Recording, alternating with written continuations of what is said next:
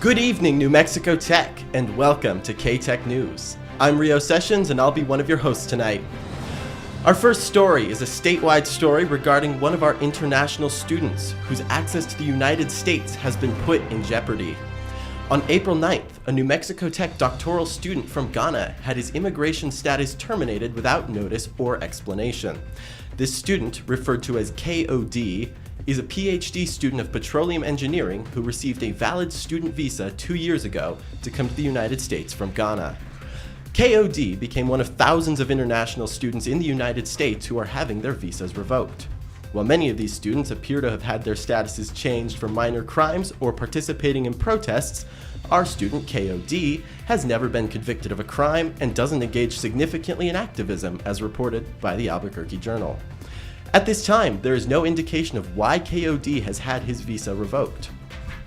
The American Civil Liberties Union, or ACLU, and Huffman, Wallace & Monagle LLC are representing KOD in a lawsuit against the Secretary of the Department of Homeland Security and the Acting Director of ICE. The Department of Homeland Security Assistant Secretary said in a statement to the United States Thursday that, quote, "It is a privilege to be granted a visa to live and study in the United States of America. When you break our laws and advocate for violence and terrorism, that privilege should be revoked and you should not be in this country." Attorney Huffman argues that, quote, "If the government is going to take any action against you, they should have to give you some sort of process. And, quote, no such process was provided here with respect to the termination of student status." This lawsuit requests immediate court intervention to allow KOD to maintain his academic standing, as reported by the New Mexico Political Report. In the coming weeks, we will continue to see how our colleague KOB's case unfolds. In lighter news, this week at the library, New Mexico Tech's annual Student Research Symposium has been taking off, with research projects from all scientific and many humanities disciplines showcased all around the library. New Mexico Tech is known for providing unique research opportunities for students, and this annual symposium is an excellent time to see them pay off. If you haven't yet, tomorrow, April 25th, is your last chance to check out some of the amazing work that New Mexico Tech students have been conducting all across campus. A huge thank you to Aga Gabor da Silva, the library staff, and everyone who makes this symposium possible. This week, we wish a happy retirement to a couple of our campus staff.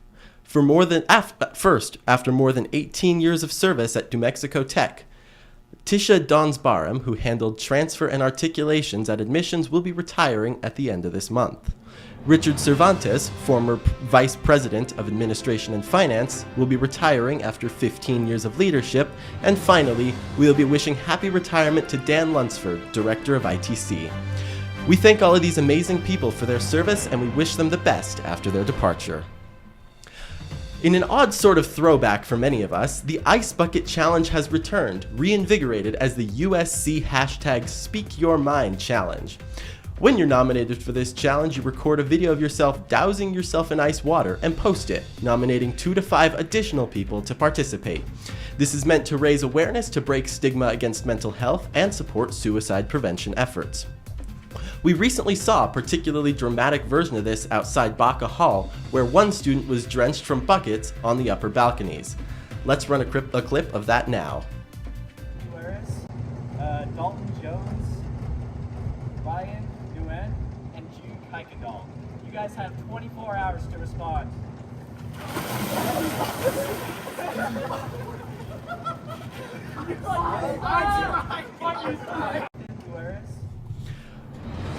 Thank you, Jaina. Personally, I was nominated for this challenge yesterday, and shortly after we finish broadcasting here, I'll be taking a cold dowsing for mental health. Now, onto the weather. This weekend could bring weather that will knock your wind socks off.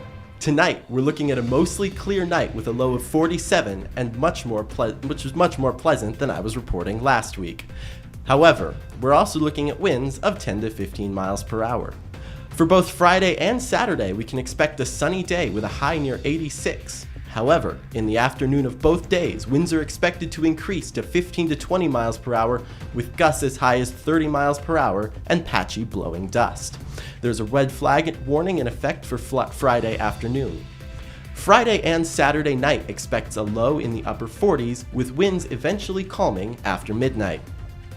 Sunday, again, will be windy with patchy blowing dust between 11 a.m. and midnight and a high near 86.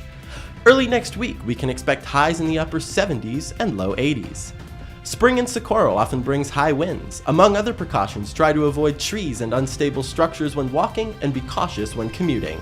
Additionally, note that high winds can result in power outages. Off-campus power outages can be reported to Socorro Electric Cooperative via their website. Now to Aaron after the break.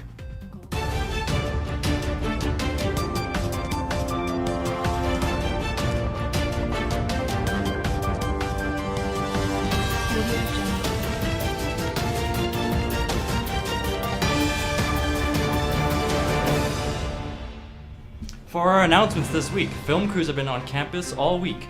They end this round of filming on Sunday, April 27th. The next filming dates are May 17th through 19th. All the footage will be used for advertising for our school and to promote admissions. A reminder that if students do not want to be filmed, they are advised to avoid film areas or ask the film crews not to film them. Students are highly encouraged to wear NMT branded attire. Be sure not to wear NMT minors merch, attire from other schools, or advertising. If you want to volunteer for filming, please email Lydia Gonzalez. Tomorrow is the 3rd annual Comi-con, hosted by Dining Services from 12 to 6. Tomorrow is also DNA Day, so Tribeta will be selling DNA bracelets and candy kits in the Fidel Atrium from 10 to 2. Next, this Saturday, Tribeta is hosting a thrift store and clothing exchange as part of their Earth Day events from 9 to 5 in the Fidel Atrium. They're also hosting a trash pickup off Highway 1 on Saturday from 10 to 2. They're providing transportation, pickup. There will be a Fidel roundabout. Pickup will be at the Fidel roundabout and headquarters will be at the Tractor Supply parking lot. Lunch, sunscreen, gloves, and trash bags are provided. Make sure to bring pants, closed-toed shoes, and water. Field Day, hosted by the SJ, has been rescheduled to May 2nd from 2 to 6 p.m. There will be water activities, a dunk tank, a foam machine, as well as burgers and hot dogs. So we're at the end of the semester with food, friends, and foam. Tribeta is hosting a clothing drive starting April 28th. Look out around campus for various drop-off locations. There will be a drop-off box at each of the dorms and Fidel. All clothes will be donated to Forget Me Not Thrift. Looking a little ahead, there will be an on-campus meet and greet for the VP of University Advancement candidates from May 5 to 8, 9:45 a.m. to 10:30 a.m. in the Deju House. This is an essential role that reports directly to the Office of the President. Get out and make your voice heard. Finally, an important reminder, the Financial Aid Office would like all student workers to be advised that student work authorizations for the 2024-2025 academic year will end on May 18th. Students can begin submitting summer work authorizations on April 28th, but must be registered for summer or fall courses. If you have any questions, please contact the Financial Aid Office. That's all for today's editions of KTEK News. Thanks for joining us.